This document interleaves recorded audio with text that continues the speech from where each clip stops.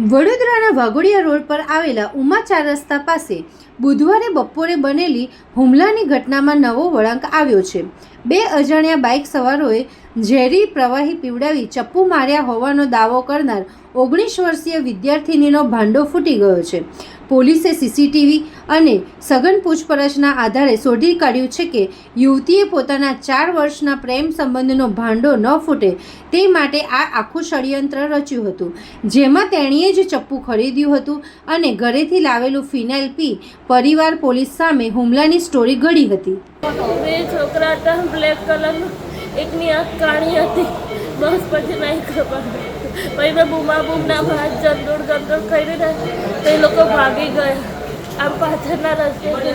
પછી મેં height white ખબર છે કેટલું શું છે તો નહીં બોલાય છે તને એક મિનિટ એરિયા એડ્રેસ કયા ગામ છે સંગ્રાઈ સ્કૂલની પેટ્રોલ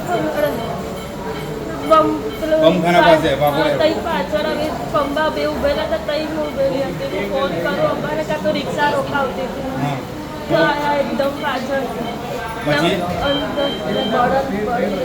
અને ખીચીને લઈ ગયા અંદર